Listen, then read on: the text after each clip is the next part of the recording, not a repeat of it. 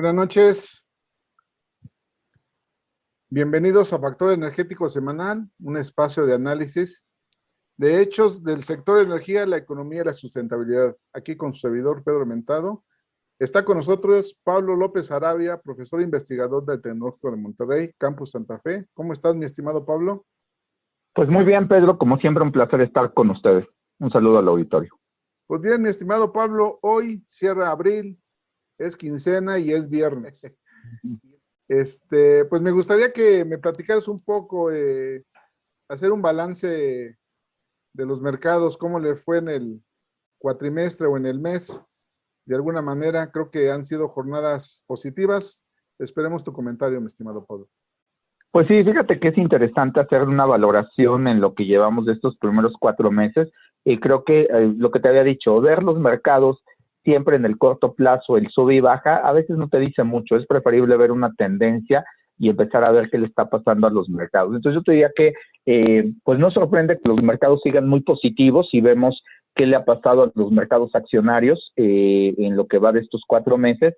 El acumulado, pues vemos que el Dow Jones Industrial tiene ganancia del 10%, el S&P 500 en 11%, el Nasdaq 8%, y la bolsa mexicana se ha visto beneficiada precisamente de ese arrastre de la economía americana con un crecimiento de 7.16%. Si nos vamos a Europa, realmente también hay muchas áreas de oportunidad en inversiones en Europa, sobre todo con los estímulos monetarios que está haciendo el Banco Central Europeo, y estamos viendo que el Eurostock pues está dando un rendimiento acumulado del 10%, el Financial Times del Reino Unido 9%, el CAC 40 de Francia en 11% y el DAX alemán en 8.5%. Ahora, lo que llama la atención es que los mercados asiáticos, pues vemos muy positivo el índice de Corea del Sur, el Kospi con 7% de avance en los primeros 4 meses, y llama la atención que en el caso del Hansen, el de Hong Kong 5%, pero China prácticamente sin cambio, el caso del índice de Shanghai y el Shenzhen en terreno negativo. Y esto pues nos parece decir que Asia como región está batallando. Recuerda que se han incrementado un poco los contagios en Japón y ha limitado un poco esto de los flujos comerciales, y ahora vienen los Juegos Olímpicos que han tratado de generar esta burbuja para que no se vayan a comprometer. Si nos vamos ahora por el lado, Pedro, de cómo están pues algunos commodities, pues vamos a ver qué pasa con la gasolina. La gasolina en los primeros 4 meses ha crecido 35% si tomamos el referente de la gasolina en Estados Unidos. Y eso es peligroso porque en realidad México se ha convertido en más bien, vamos a decir, de combustibles. Y en ese sentido, pues, exactamente, y entonces en ese sentido le impacta que el precio de la gasolina haya crecido 35%.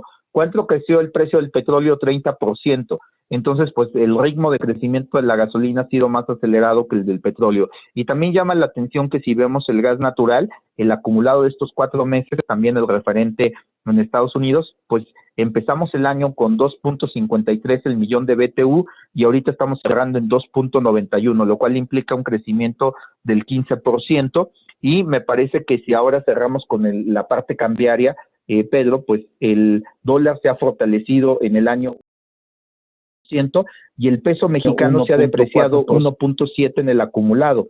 Entonces, pues ahí es donde ya se ve que pues el peso podría empezar a perder un poquito el espacio que había ganado, y en el caso de los bonos, pues me parece que el bono a 10 años de México pues tuvo un empinamiento importante, más o menos el acumulado de la curva de rendimiento ha sido como 150 puntos base, es decir, 1.5% adicional en las tasas. Entonces imagínate que tú tienes un crédito hipotecario y que de pronto pues las tasas, si lo tuvieras a tasa variable, pues ya se te empieza a incrementar 1.5% y empieza a doler.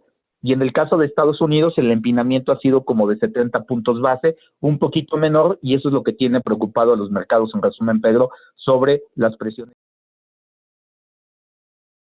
inflacionarias que pudiera haber, pero yo creo que el balance tanto el mercado de bonos, yo creo que el mercado accionario, y en el caso del peso mexicano, pues creo que ya empieza a perder un poquito el terreno, pero es más bien por una cuestión de la apreciación que está teniendo el dólar.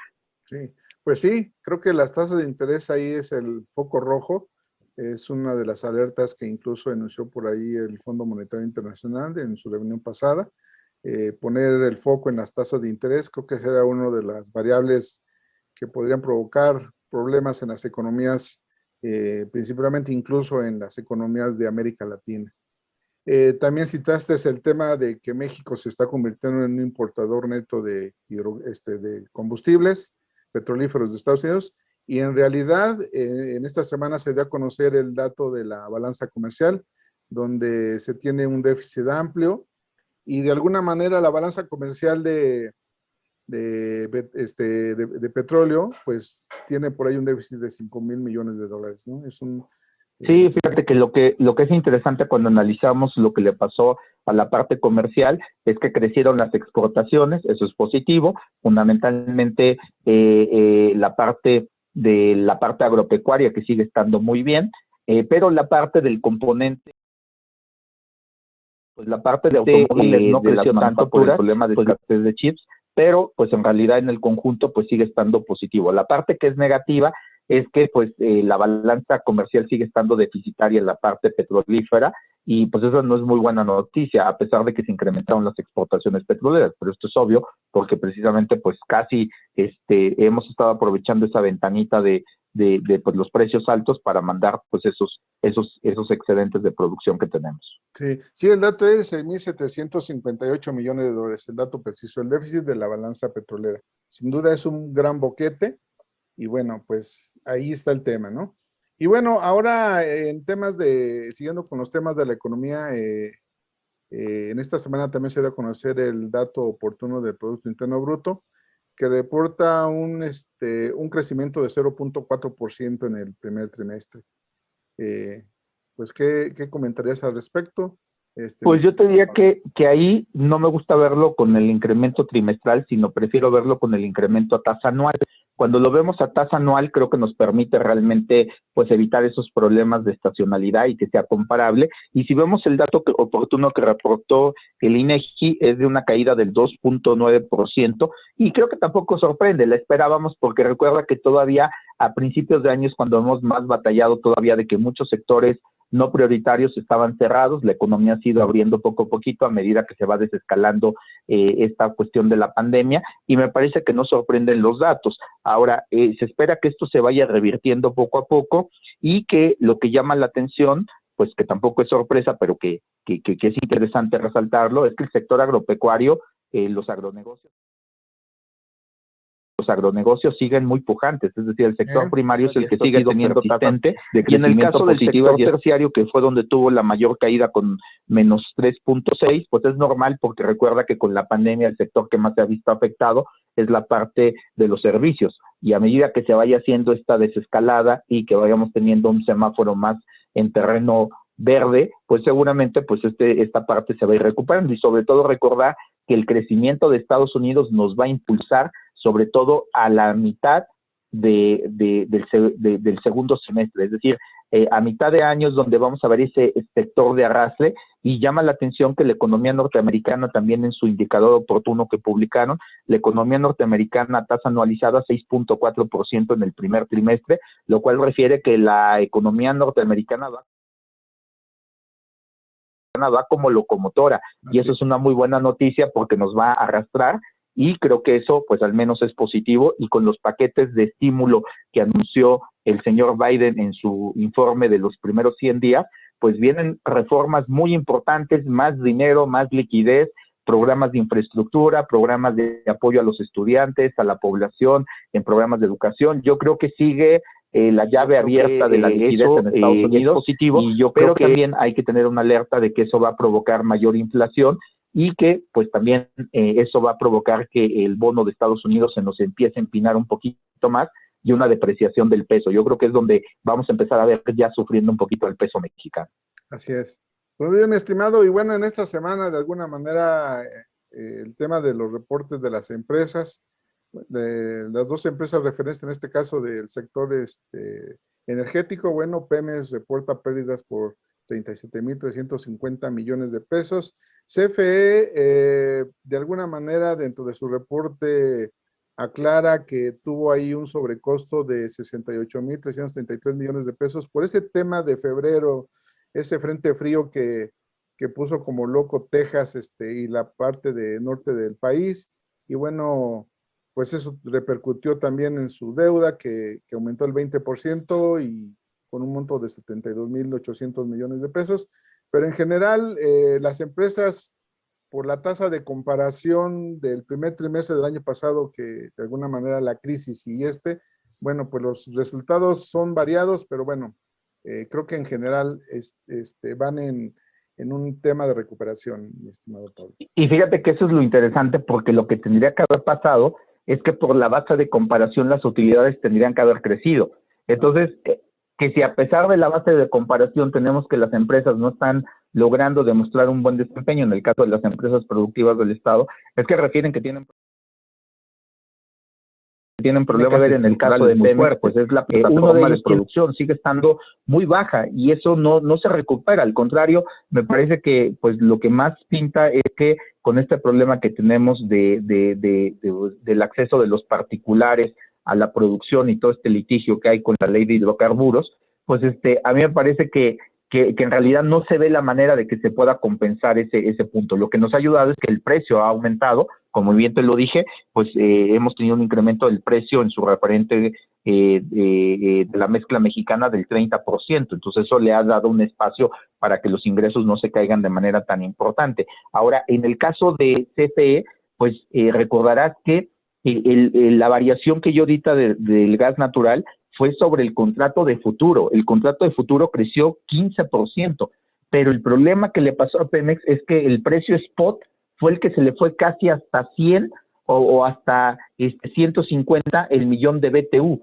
Entonces, obviamente que ese impacto pues se veía reflejado, pues obviamente en sus estados financieros.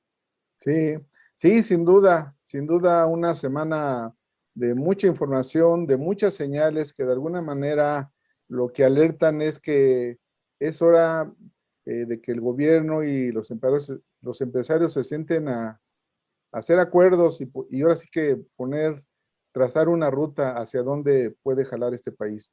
Muy bien, mi estimado Pablo, pues viene una agenda cargada para mayo. La etapa fuerte de las campañas electorales ya entran de lleno. Las lluvias también entran de lleno. Ya tuvimos una fuerte tromba a media semana. Tormentón, sí. Tormentón. La vacunación de los mexicanos de 50 a 59 años. Y bueno, mayo, el Día de la Madre, ¿no? El tradicional festejo del Día de las Madres. En temas generales. Y bueno, en esta semana que viene, pues se van a dar a conocer la encuesta de los economistas que hace Banjico, el dato de las remesas a marzo, de abril, inflación y bueno, el indicador de confianza del consumidor. Sí, yo creo que viene muy cargadito el mes y creo que va a ser muy importante ver la encuesta de Banjico, porque esa nos va a permitir si realmente el mercado está preocupado del tema de la inflación o siente que Banjico la tiene bien anclada, sobre todo si ya vemos los indicadores adelantados o de expectativas. Podemos tomar algo que en el mercado le llamamos el break-even inflation, pero no es otra cosa que la expectativa de inflación, que si la podemos ver a largo plazo, pues más o menos trae que la expectativa de inflación anda en 4.16, 4.29. ¿Qué significa? Que está muy por arriba del punto objetivo de Banjico de 3%. Entonces, lo que importa es saber si el mercado está preocupado y creo que la encuesta nos va a permitir ver eso. Creo que también la parte del 10 de mayo, fíjate que aunque es anecdótica, que es una fiesta festiva mexicana muy representativa, creo que esto sí puede impulsar un poco de darle un respiro a los pequeños negocios que han estado muy maltratados, porque creo que esta fecha, pues mira, yo la parte negativa que le veo es que todavía no estamos para salir. Claro. Que todavía los contagios están.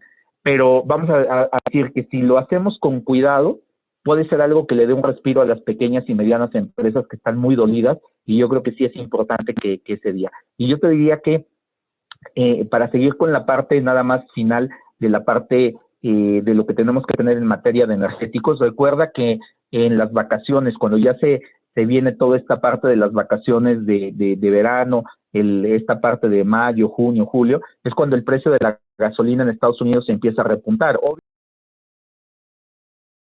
obviamente que tenemos que ahora, pues la gente dirá, pues es que está cerrada. Sí, pero recuerden que la economía norteamericana, su proceso de vacunación va muy acelerado, Muy y que acelerado. además la apertura ya se anunció que la ciudad de Nueva York puede abrir por completo el 1 de julio. Por tanto, lo que podemos tener es una mayor movilidad, y en Estados Unidos para que la gente viaje, para que la gente consuma, y eso puede hacer que este precio de la gasolina hay que tenerlo en el radar, Pedro, porque recuerda que otra vez hemos dado mucho énfasis en este programa del déficit que tenemos en la balanza petrolera, y creo que ahí es donde México ya debe de empezar a cambiar su esquema de coberturas. No pensar solamente en el precio del petróleo, sino que ahora tendríamos que pensar en una estrategia que en finanzas le llamamos un crack spread, que significa que ahora tenemos que cubrirnos de una potencial alza del precio de la gasolina y evitar la caída en el precio del crudo. Entonces ahora lo que tenemos que hacer es hacer una cobertura que nos permita neutralizar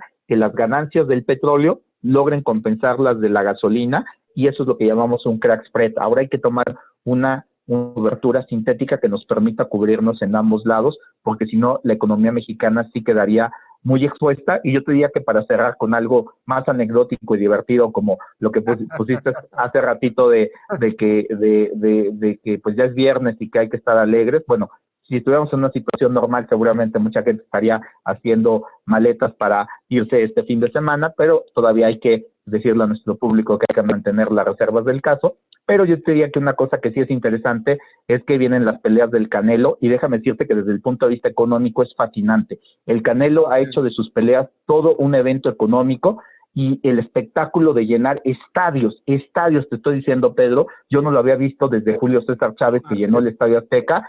Yo creo que no lo habíamos visto, y yo creo que se llama el Rey Midas, de saber convertir un producto en toda una cadena de valor. Y ahora creo que el mercado que va a afrontar el Canelo es no me sorprendería que de pronto comentemos en algún momento, aunque no es nuestra área de deporte, sino en la parte económica, que el Canelo lo empieces a ver boxeando en Medio Oriente, porque creo que en Dubái sería una sensación, y creo que él está viendo que es un producto de exportación, y creo que es importante que ahora que va a pelear el Canelo, pues yo creo que es una manera de reinventarse y de ver cómo se puede generar un producto de alto valor agregado, y que ahora el Canelo no es un boxeador, es todo un evento. El Canelo es el evento. Y yo creo que eso es algo también interesante a los que les gusta el boxeo, que vamos a tener el mes de mayo también una pelea de el Canelo, que yo le diría el Rey Midas del boxeo. Así es. Pues muy bien, cerramos Factor Energético Semanal. Excelentes comentarios, mi estimado Pablo.